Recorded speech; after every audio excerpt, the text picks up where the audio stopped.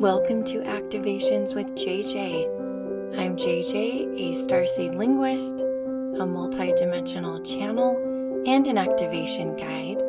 And thank you for joining me. I'd like to take some time on part 1 here to just introduce what I'll be doing with this series, give you an idea of some of the topics, and then just get us comfortable with moving forward talking about these things. So this idea came to me because I actually have been experiencing what you might call a lot of ascension symptoms. That's what verbiage is thrown out there in the spiritual realm.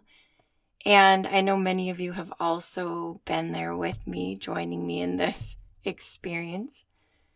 And I don't know if there's another way to define it. There probably is, but I've just become extremely aware of many of the differences and the things that are happening. I do believe that we're always shifting and changing as human beings, and that we're probably going through things a lot of the times unaware.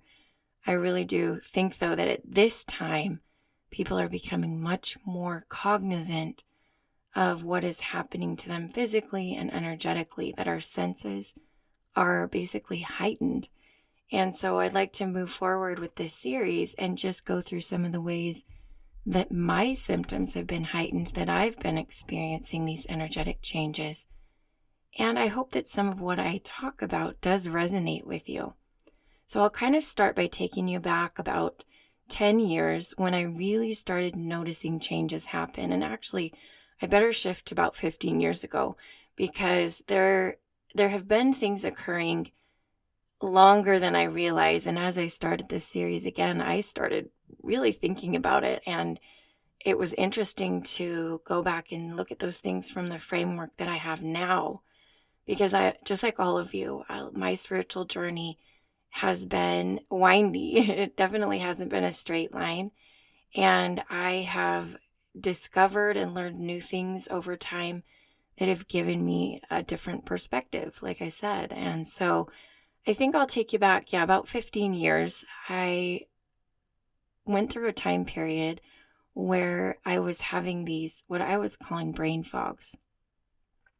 And so I've always been a highly sensitive person, what you might call a highly spiritual person, someone who at that time in my life felt what I would call spirit coming from God. I felt messages coming to me. They could be from angels.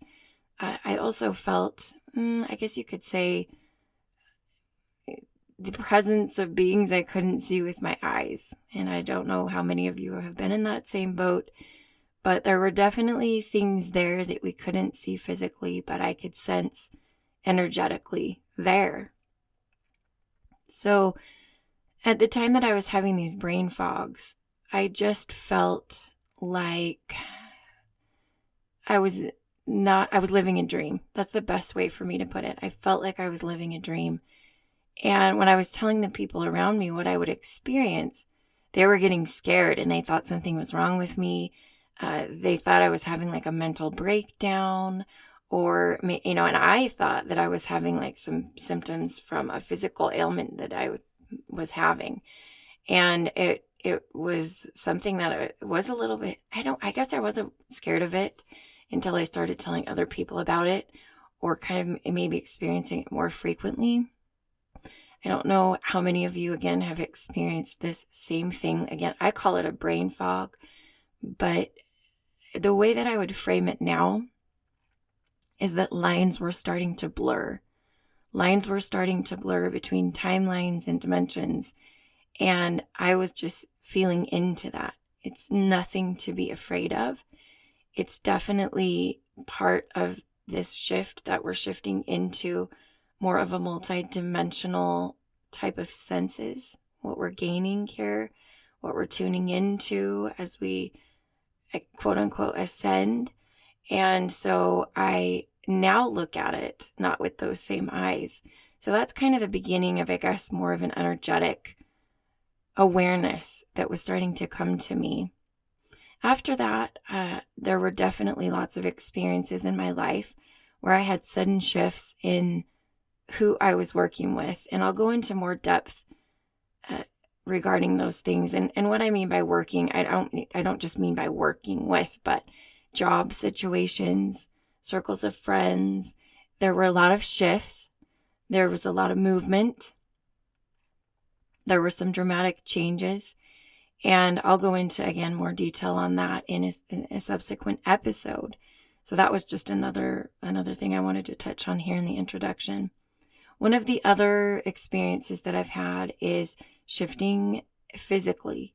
And this probably started when I did had the brain fog experiences. Because at that time, I kind of shifted into more clean eating. I've always eaten little meat, and I've always tried to eat healthy. I've always felt drawn to healthy foods. I've never felt drawn to sodas, chemicals, alcohol, drugs, anything like that. Now, let me put in a caveat here. I by no means believe that there's a higher path when it comes to fueling your body, eating, or experiencing different things in your life. But I've always been extremely intuitive. And when I go against my intuition and I go against what my body's telling me, then I can feel that. And so that's what I was really doing. Rather than saying, well, I was better because I was eating cleaner, it's more I was kind of came wired listening to my body, and for better or for worse. Because I don't put a moral stamp on that. I don't put a seal, a gold star on myself because I've been able to listen like that. It's just something that I came with. And I do think that sometimes it's definitely helped me shift differently. Again, when I use the word ascend, I just feel like there's a little bit of bias there too. Well, if I'm ascending, then other people are descending, and going up is good and going down is bad. You know, if you've listened to my podcast, I don't believe that. It's all experiences that we're having, and they're all just different experiences. There's no good or evil experiences. So back to what I was talking about with the food. That's a whole nother part of this series that I'll go into, which is the shift that I've made physically. It started with me eating a little bit more clean, and then stage 2 and phase 2 was taking out all meat and animal products. So it's a long story that I can talk to you about. If some of you are feeling like you need to shift in your eating habits, but you're wondering how you're going to be able to do it, I will go into what it looked like for me so you can get a grasp on what, our spiritual inclinations and our energetic inclinations look like when they're manifested physically. I think so much of us are very heightened spiritually, and I was just listening to I think it was an energy update or a video by Lee Harris. I don't know if you've ever listened to anything by him. He has some wonderful things out there. If there were anyone that I really resonated with behind as far as their foundations and their philosophy about this journey, this spiritual journey and this ascension, it would probably be Lee Harris, because he sees things very similar to the way I see things. And I really agree a lot with what, he purports as far as what the ascension could look like for us and the way we can frame it. He was saying that what we'll experience a lot of times is just these big energetic shifts, and we'll want to have these desires to just make these huge changes and overhaul and remodel our entire life based on these energetic things that are occurring. And he says we're still in a time where you kind of got to let the physical catch up. So you want to, when you have a big energetic awakening, you could say, it's good to take some time to let that sink in, let that integrate before you make giant shifts in your physical outward body. Now, I almost wish I would have heard him say that about 10 years ago, because I did the opposite. And he actually even says, don't shame yourself if you've done, if you've made those drastic changes. It's okay. That was your experience. But again, I can look back and see exactly what he was saying. I think for many of us who are way showers, who are these sort of pioneers in these areas of this ascension or shift, whatever you want to call it, I think we are the ones who are experiencing those powerful energetic shifts. And we end up doing things physically, and sometimes they work and sometimes they don't. And we just have that gift of getting, I think sometimes I have almost visionary experiences where I can see things happening energetically in my mind.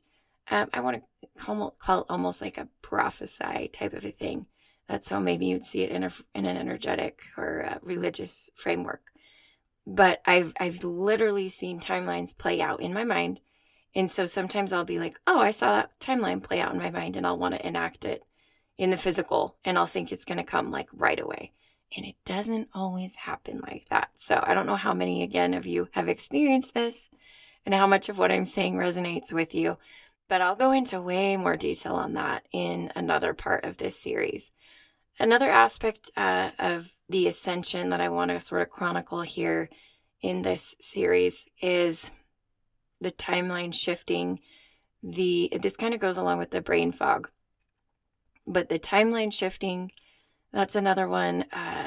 Just feeling like you're out of place, or feeling like you're seeing the same things, but they look a little bit different.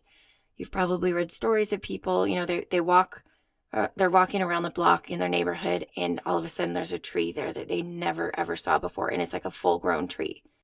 And they're like, how did that tree get there? Because I've never ever seen it before. So that's another topic for this series. Another one that I thought of was just all of our heightened senses. I have definitely gained the ability to see and hear things that are different densities than just the one we're used to here, I guess you could say. So I've been able to see particles in the air and like specks. It's really hard to verbalize. It's hard to find the words for some of the experiences I've had. So this will be a challenge in this series, is me struggling to sort of put into words what I've been experiencing. In addition to that, like I said, I've had like heightened hearing. So I can kind of go into some detail about, because I tune in to a lot of different energies. If you've listened to my podcast or watched my videos for a while, you'll know that I'm constantly tuning into different energies, right, to channel. And my hearing has gotten very refined. And I mean really my energetic hearing, but it does affect my physical senses. And it has created some, you could say, problems with my sensitivity to sound and to things to input that I receive physically. It's also, I don't know if it's necessarily related, but I can tell when I'm having an attunement or an activation physically. Sometimes there's like a ringing in my ears. And again, I'll go into more detail in the part of this series when I specifically talk about some of the physical changes and some of the heightened senses that I've had. So another one that I want to talk about is just my awareness, my heightened awareness of interdimensional beings and any little experiences I've had with things outside of our planet or beings outside of our planet. Both physical and energetic experiences are definitely something I want to talk about. So I have a lot of things to share with you, and I do hope, again, that some of what I say resonates with you. Sometimes those of us who have these heightened awarenesses and these heightened experiences, we kind of feel alone, or it's hard to talk about with other people. So in sharing this, it's my goal that you feel like you can relate to somebody, that what I say validates you a little bit and helps you realize and understand that you're not crazy, that these really are, being felt by other people. So thanks again for taking the time to listen to this part 1 of the Activation Diaries series. I look forward to you joining me for all of the forthcoming episodes in the series. And until then, the light in me honors the light in you. Namaste.